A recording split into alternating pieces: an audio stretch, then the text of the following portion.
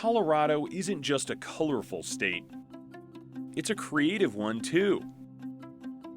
From the canvases that we use, I'm gonna paint toilet seats and sell them. to the materials that make us say, whoa. This is trash.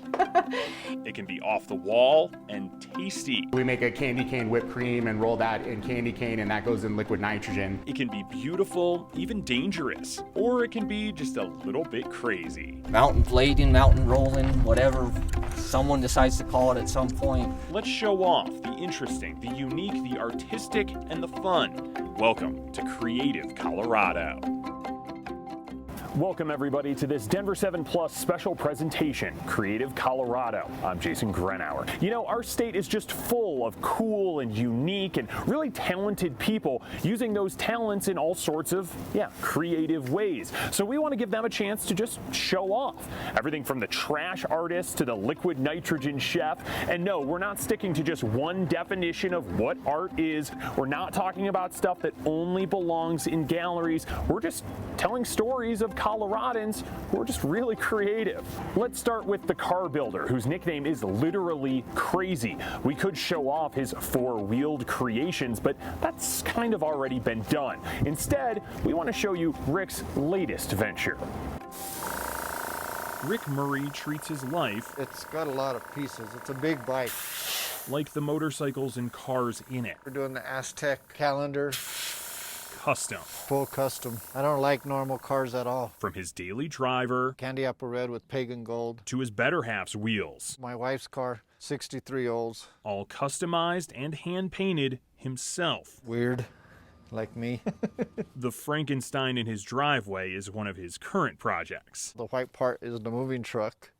Back half is a Suburban. And no matter what he creates, When people see it, I want them to say, oh, that crazy Rick built that. and he's built a lot, Lowriders, trucks, hot rods. The fun's over once they're completed. building up his own family-owned company and his own reputation. And I got a pretty good name in the industry because of the craziness. Collecting plenty of hardware along the way. Easy 300 trophies. And that's just from one of his cars. Pretty much anywhere people know and have heard of crazy creations. But after 4 decades in the business, even the craziest creator One loads today. takes his foot off the gas. Now that I got older, I wanted to go at a slower speed, enjoy my horses and enjoy life. Gotta wait your turn. He moved to Adams County, I have 4 horses, 1 donkey. got a quote, mini pig, Hi, Shorty. You're not so mini anymore.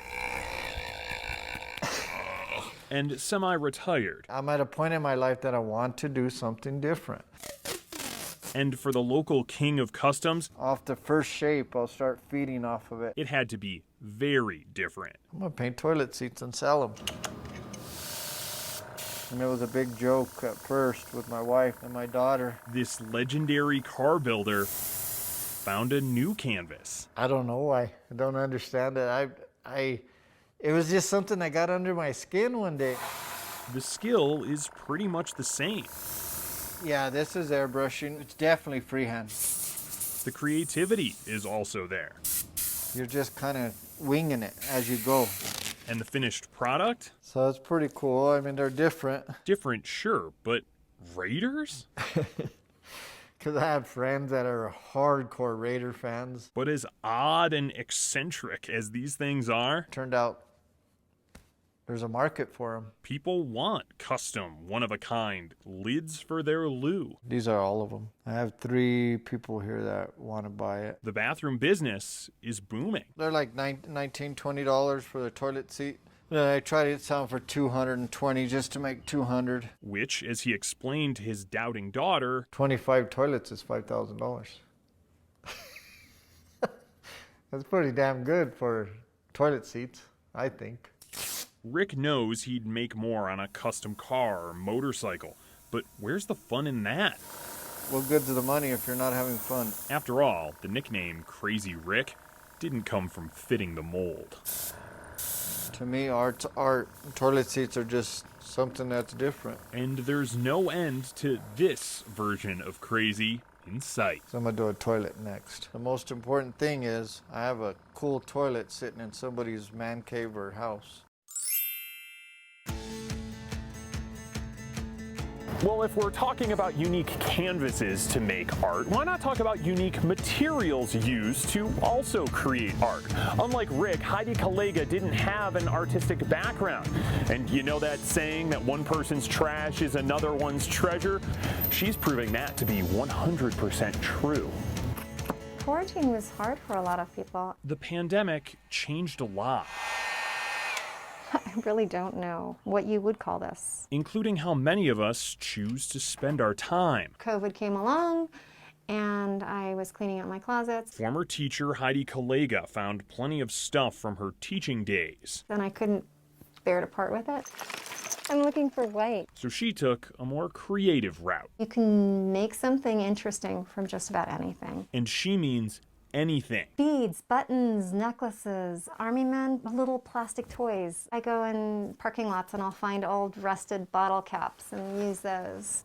Heidi crafts portraits out of many, many pieces of junk, This is all things people have discarded. None of this is new. turning litter into someone's likeness. Pretty much anything that you could imagine is in here. So I have a bag of babies. Piece by random piece, going through a lot of hot glue. I have a industrial size box. This is my second box. A totally self-taught trash artist. So this is my favorite piece that I've done. This is a Frida Kahlo. It's taken from a picture of her, Marilyn Monroe. She's just such a iconic beauty. It's kind of amazing to me that I was able to do this. I'm like, this is trash. And when you go through this many little pieces of everything, I mean, thousands and thousands of pieces would go into it. you eventually need a restock. And a post on Nextdoor delivered. I got such an incredible outpouring. I had bags and bags of things donated, left at my doorstep. It also caught the attention of the right people. I met people from an artist co-op, a gallery, the Next Gallery in Denver, and I have a piece in a gallery right now, which is thrilling. I never imagined this. With a full show of her artwork scheduled for October. Never expected that. It started as something to just get through quarantine.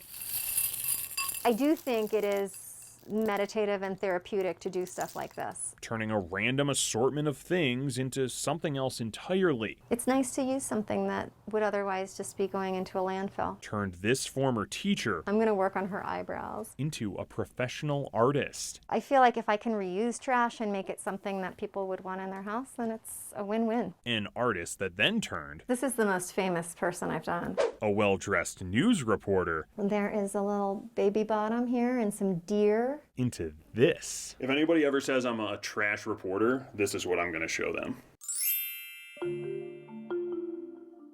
Now that isn't anywhere close to an exact science, but if you want to get technical, there can be creativity in that too, like the local school district employee who turned his enjoyment of a childhood toy into a large-scale designing and solving operation. I've played with Rubik's Cube since I was young, and I've always just had one on me. I'd always carry one with me at all times, like always just solving it. But this isn't about how fast Brian Kobasa can solve one. It's not about one at all. So I have 1,000 of them to work with. And he's not fully solving them either. My hobby is making portraits out of Rubik's Cubes. Art from a series of different colored cubes made up of different colored cubes. It's about 6 foot by 5 foot. Each of them twisted and spun so the colors are just right. For me, I mean, the actual building of them is very easy. It's almost like a meditation for me, where I just kind of get in a zone and I don't really have to think. His work so impressive and unique that it caught the attention of the name brand behind these puzzles. One time, Rubik's Cubes saw one of them, and then he kind of reached out to me and was like, "Hey, would you like to become an ambassador and use our cubes?" And I was like, "Yeah, definitely." The company provides the cubes and a request from time to time. It was Megan Fox's birthday last week, so they said, "Hey, can you do one of Megan Fox?" Otherwise, Brian mainly focuses on his own personal interests for inspiration. I do a lot of musicians. I love music, so I do a lot of musicians. I love basketball, so I do a lot of basketball players. I think maybe my favorite one is I did one of Joel Embiid about a month ago. I did one of Tyler Hero of the Miami Heat, but I did one of Jimmy Butler and then I did one of Harry Mack.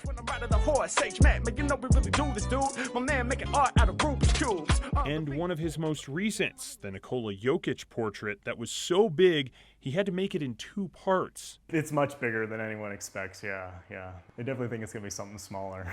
And he does all of this in just a few hours. These take about 4 hours to solve all the cubes to make. But when we're talking about getting things right, down to the single color pixel, how can Brian get it this perfect? He built his own help. Well, being a computer programmer, I wrote myself a computer program that I can take an image and then it scales it down to the number of cubes that you have, and then you can adjust the colors based on like the 5 or 6 colors that you want to use. And then it's like Microsoft Paint where you can go in each individual one to really get all the details. Cubing this photo of Avalanche forward Mikko Rantanen, adjusting it just right, then following that map into a Rubik's reality. Yeah, I usually sit down and I usually do them about one sitting. But once they're photographed and posted to social media, the cube abides on Instagram, then it's on to the next one. It's kind of a weekly thing. I make a piece, then I have to take it all apart, and then I put it back together. Coming up next, meet one man turning scrap metal into more than life-sized statues. The hair on it is bicycle chain. And head into the wood shop to learn how this becomes one of these. It's an expression of your own hands. That and more when Creative Colorado returns.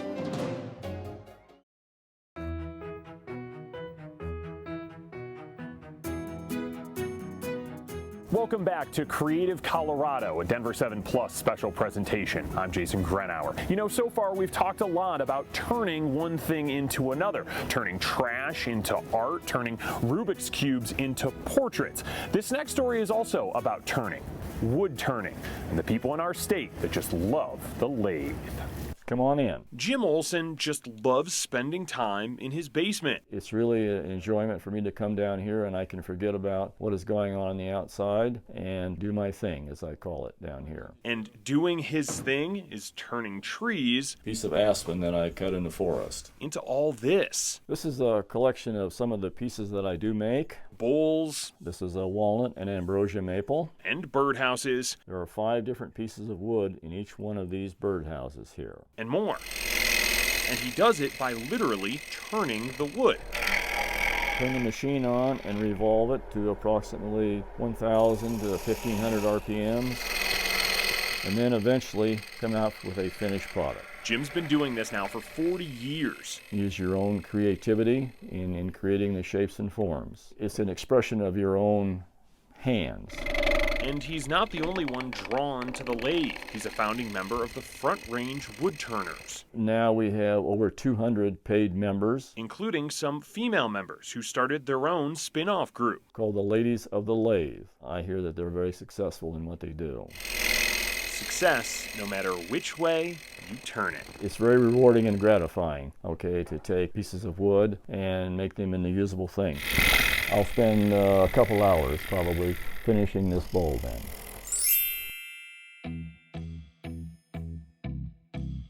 When we're talking about creativity, a lot of the time it comes down to the tools that are used. We just showed you a lathe. Many people would probably think of a paintbrush.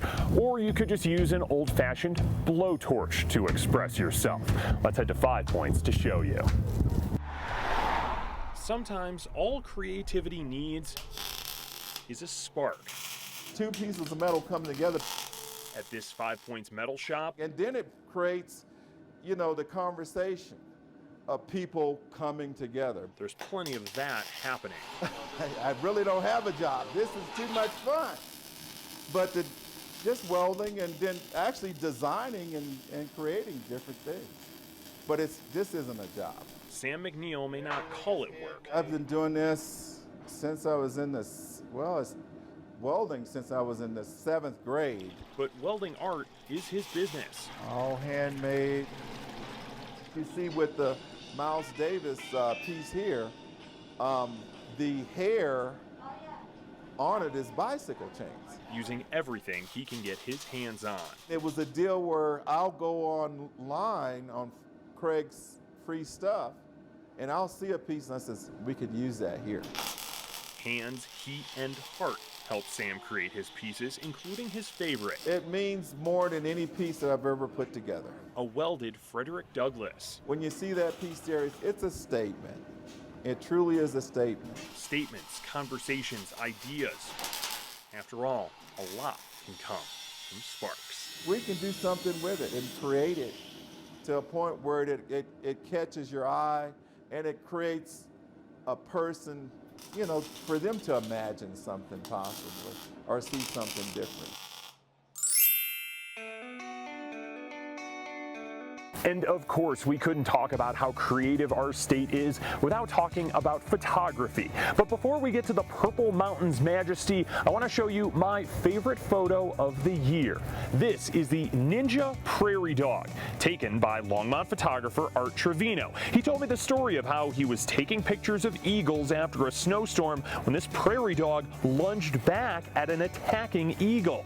Basically, David and Goliath. Here's a little tiny prairie dog, about 1/10 the size of this massive giant eagle, summoning up everything in his body to try to go after this eagle. He was actually going to attack the eagle. I couldn't believe it.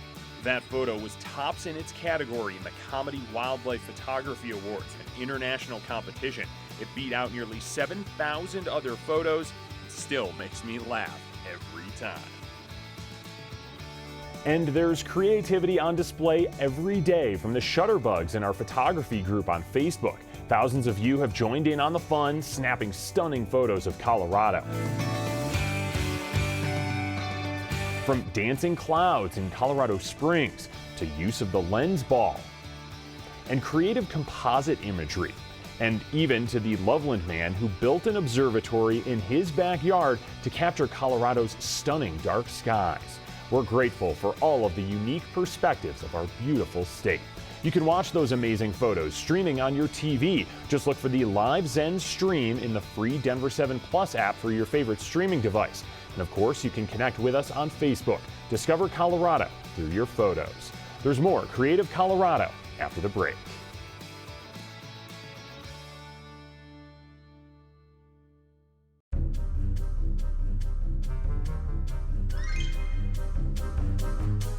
Welcome back. Albert Einstein once said that creativity is intelligence having fun.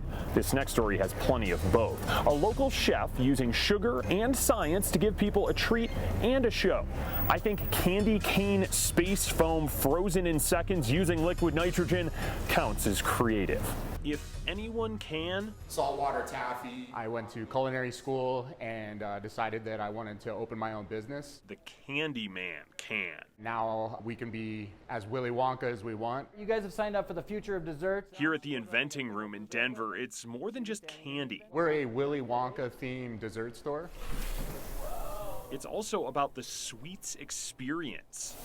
We do some crazy presentations. A lot of stuff is made to order right in front of the guests so they can see the process from start to fruition. From fire to ice. So we literally take our ice cream custard, just pour in our liquid nitrogen. Actually, colder than ice. 45 to 90 seconds, and then we're almost completely there. Don't forget about the freeze-dried Skittles.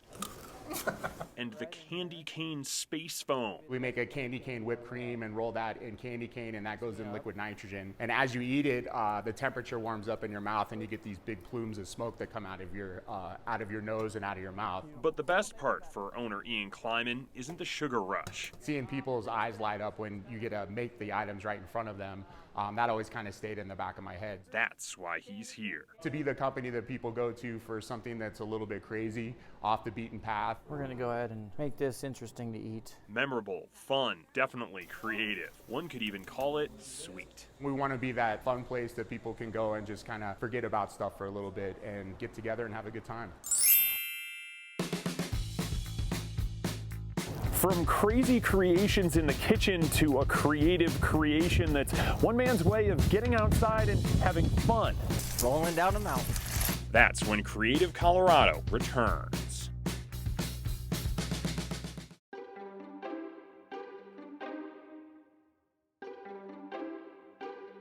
Welcome back. You know, there aren't a whole lot of words you can use to describe what Peter Randall does. So you could call it creative, maybe off the wall, you could just call it crazy. In fact, he's actually looking for more words to be able to describe it. Check it out. We're at North Cheyenne Canyon. When you're up in the mountains, you never really know what you're gonna run into. We are from Florida, never seen anything like that. I don't even know how to describe it. That was nuts. Or what you might find someone doing. Every single person asks, what is that? What on earth is that? What are you doing? Well, just coming back from a hike and saw a guy cruising down the mountain on a pair of crazy roller skates. I don't know. Peter Randall is the guy doing this. Mountain blading, mountain rolling, whatever someone decides to call it at some point. He doesn't have a name for it, but it's, to put it simply, rolling down a mountain. He hikes up, straps his feet into, well, he doesn't know what to call these either. Big bike tire skates, mountain rollers. And then he lets gravity take over. Just try to stay in control and like keep going down, stay up, look where you want to go, keep riding. I don't even know where you picked that up, but that's a hell of a skill. It is dangerous, but he got his helmet on. He's pretty geared up. I haven't gotten hurt yet.